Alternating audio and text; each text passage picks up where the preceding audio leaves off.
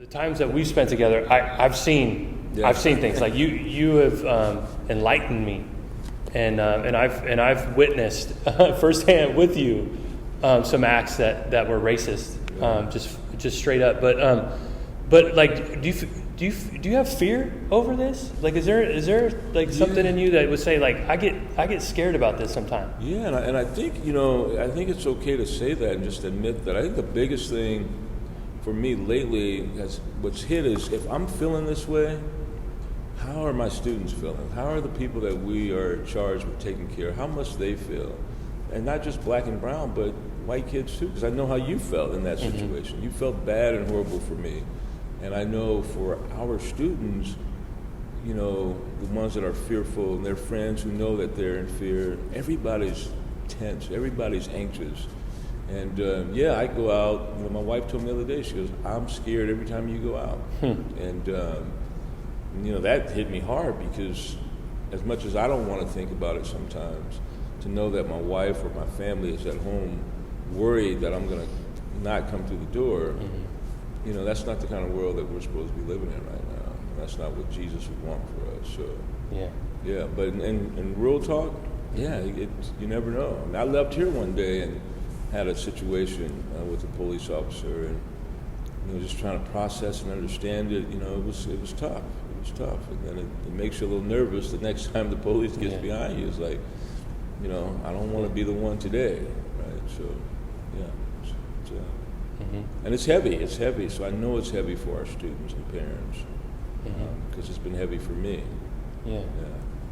Well, I think also too, you see the story on the news every night, right? But you also see solutions that are proposed, right? And all I know, all I know that the only thing that's going to work is the solution that's in here, right? The gospel, right? The fact that the good news requires bad news, right? That the Bible, the Word of God, the gospel puts that mirror up in front of you, right? And it makes every individual person, take a look at their life, right, and their imperfection in light of the perfection of Jesus Christ, right, and say like I'm the problem with the world, right, and Jesus is the solution, right, and we know that is the answer. Yep. But in this particular sense, like we see solutions proposed that are not going to work, right? So as Christians, as the church that's gathered, what are some ways? Like what are some things that we can do as believers that will be a visible sign to the rest of the world of the gospel? Like, what do you think? It's what we're doing right now. Yeah. I mean, it's serious. I mean, as silly as it sounds, it's right. It's this conversation that we're having right now, because there's a lot of talking going on, there's a lot of screaming going on, but there's not a conversation going on. Yeah. There's a lot of people that have solutions based on what they want to see, and I love the way you said we're looking at a mirror. The gospel is a mirror. Mm-hmm. The Bible says, hey, this is the way you should live, and we look in it and go, not living that way right now. And just on what he was saying. When my friend is afraid, or when Toy is afraid, Sean's wife is afraid for him to go outside, that breaks my heart. Yeah. And so looking at a mirror, it's like I think, because you're not afraid of a firefighter pulling up behind you, right? Right. Right. So the mirror is like, okay, now I'm going to speak. Now I can't speak for all police officers, but I can say that our profession needs to look at that, because the only person that should be afraid of a police officer getting behind him is somebody that's doing something wrong. Right? Yeah. That's it, not you. Right. Mm-hmm. So having this conversation, I think it's the start of a process that can bring healing. Mm-hmm. And if the church isn't out in front of it, then something's wrong with the church. Yeah. So, but I think the solution is conversations. I think we were talking earlier. I don't know. No matter how hard I try, I don't know how to be a black guy. I mean, I can't do it. I can't. I'm never going to experience that. Right. And we were laughing in your office. I said, and you're not going to know what it's like to be in a dark alley, not knowing what's around that corner. Mm-hmm. You know, having something that can take a human being's life in your hand. Yeah.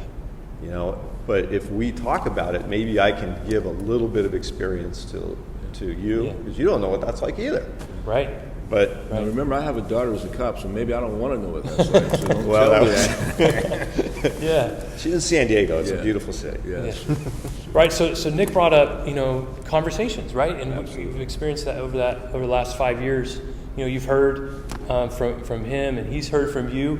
What would you add to that? What would you add as a practical sign of the gospel out in the world? Yeah, so when I think about athletics, for example, right, and I think about all of you should be playing some sport, but I think about athletics as a microcosm of what heaven can look like. So you look at our sports teams, even here at Berean, or you look at other teams, if you just stop and look, you would see that may look more like heaven than anything. Mm-hmm. Look at that team. It's made up of all types of people, sizes, shapes, colors, and one of the things I'm trying to get our coaches to understand, like, I want to know what your vision is for athletics, and I want it to be big, and I want it to be bold, because for me, when we go out and we win a bunch of games and we maybe get presented a trophy, that's the small piece of it. Mm-hmm. The big piece of it is I get to practice the Great Commission when I go out to these different places. Yeah. Because when people leave and they've watched us play, I want them to say, Berean Christian is different.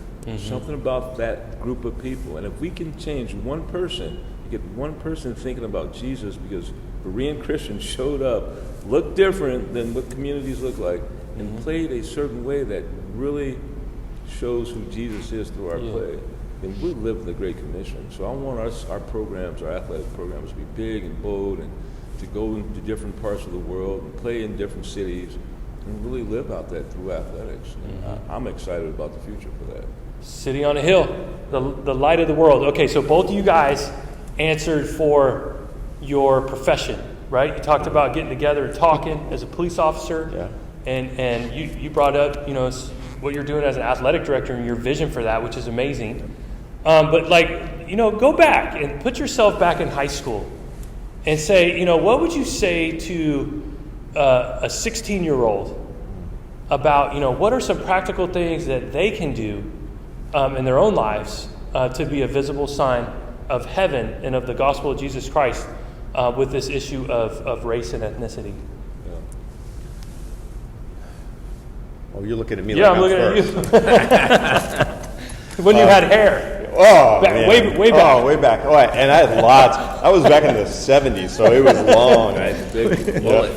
So that's a great question, because, I think we were laughing. I said, it's like these conversations are great, but, I don't have to go out and find my black friends to have this conversation with. I can talk to somebody who looks more like us and have these conversations. So I think for students, unless Berean High School has changed, I'm looking around the stands and not seeing anybody right now. So this is the weirdest chapel I've ever spoken at. But I don't know what the diversity is here. I don't know, but I'm guessing it's probably similar to what it was when my kids were here and when I was teaching here. Was mostly white. So can you have that conversation with your white friends too? Mm-hmm. I think so. Yeah. I think it's you talk about it, but it should be Christ-centered. Mm-hmm. And I've said this for a long time. Race is not a biblical doctrine, unless you're only talking about the human race. Yeah. There's different. And the Bible doesn't. There is no word for race in the Bible. I mean, ethnos, is about different people groups. Uh-huh. So there's different people groups. So if you don't have the opportunity to talk to someone in another people group, talk to somebody in your people group about what's going on in the world right now. Yeah. Well, that's good advice. Yeah. Would you add anything? Yeah, I would. I think that's great. I do think there's also. Living in this area, there is an opportunity to be intentional about other people groups too, right? Mm-hmm. So you can I don't think it's required, but I think you should maybe experience what that's like. Maybe go out of your comfort zone if you don't. Invite people that don't look like you to break bread with, and just be open. And then, but the biggest to me is just love on each other, right? Like, and especially as things may get tense for certain people, I always say, ask what the love of Christ requires of you in that moment, right? So, take some chances, take some risks, have conversations with people outside the box, and then at the same time, just love on each other, right? Just be outside the box when it comes to that as well. And join a team. And join a team, especially team. This season, because we got a bunch of sports at the same time. That's yeah. I mean, when the school opens, all the sports are going to open, right? Hopefully. Yep. And that could mean we have all the sports in one season, which would be awesome. But I think that's great advice, because I know I was an athlete, back in the day, and I actually I played in college, and there were guys from all over this country, Absolutely. all different walks of life. Like I heard stories I would never hear about, Right, yeah. if I wasn't on a team. So that's good. I think that's a good one. But it can't stop on the field, though. Yeah. Right. I think that's the problem. I remember that in high school too. We're all one on the field playing as a team, but then none of us hung.